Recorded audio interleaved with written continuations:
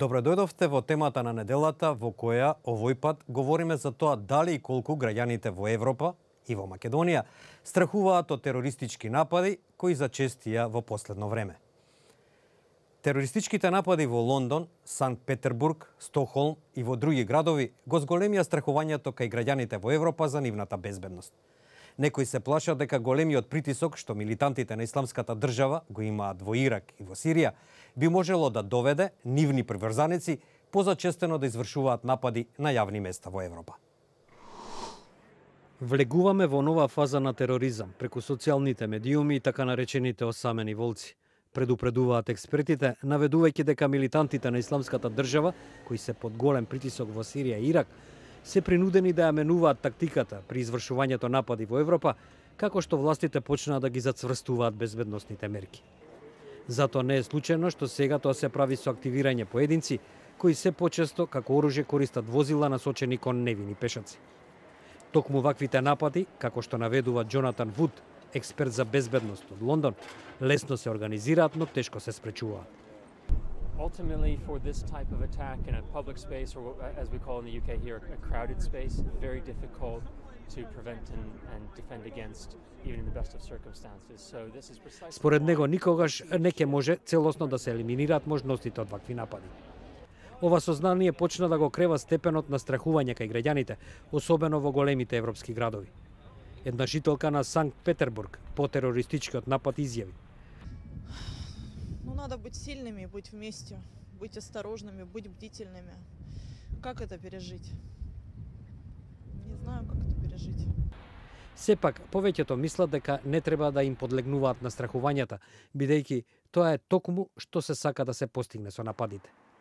Еден од нив е и студентот Боб Юнкер од Брисел кој вели: Bien sûr, on s'informe toujours qu'est-ce qui se passe avec des attaques comme ça, mais j'essaie de vivre, de continuer ma vie normalement et de ne pas me laisser faire influencer par des événements. Тоа го вели и Алдо Кадиспоти, пензионер од Рим. No, non si può stare chiusi in casa perché avere paura. La paura dentro di noi c'è, indubbiamente, però dobbiamo vivere.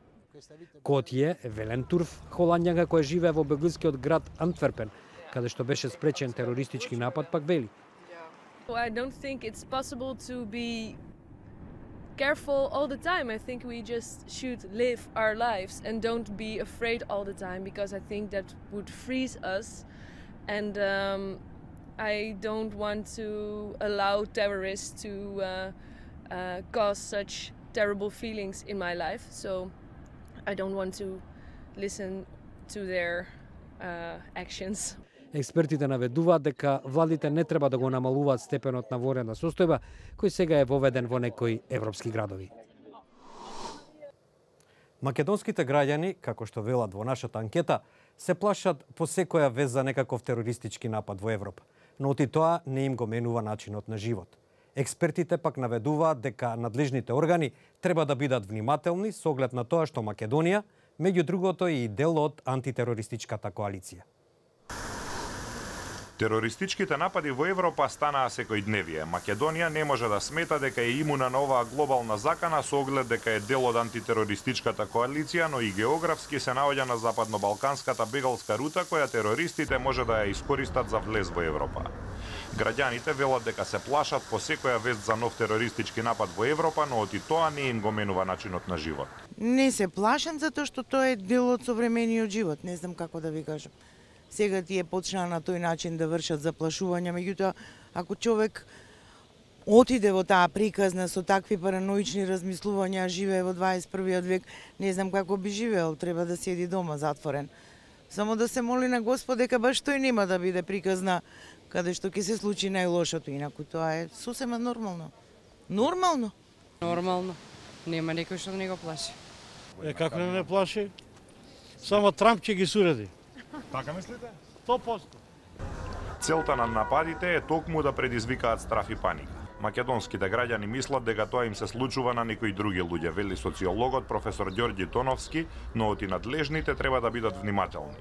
За да го илустрира стравот кај европските граѓани, прави паралела со актуелната ситуација во Македонија. Во еден момент кога дојдоа некои изјави од некои таму што го организираат тој протест, дека можат состојбите во Македонија доста да се заострат и дека ќе се применуваат дури и насилни средства, веднаш во Македонија се почувствува страв.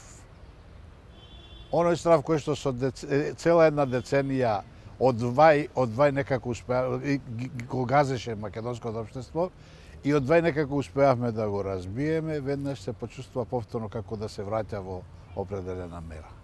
Значи, замислете сега како се чувствуваат европјаните во услови кога имате постојана не само закана, туку веќе и практични акции на тероризам. 6 луѓе во Македонија беа осудени на доживотни затворски казни за тероризам за петкратното убиство кај Смилковското езеро во 2012 година. За тероризам се обвинети и 29 луѓе за судирите со полицијата во Кумановско диво населје во 2015-та. Во случајот Келија пак беа осудени 11 луѓе за врбување и учество во странски војски, меѓу нив и оџата од џамијата Тутунсус во Скопје. Македонски државјани во изминатите години беа апсени и во странство под обвиненија за учество во војните на Блискиот Исток. Тоа беше се во ова издание на темата на неделата, во која говоревме за зачестените терористички напади во Европа и страхувањето кај граѓаните. Следете не и натаму на Facebook и YouTube. До гледање.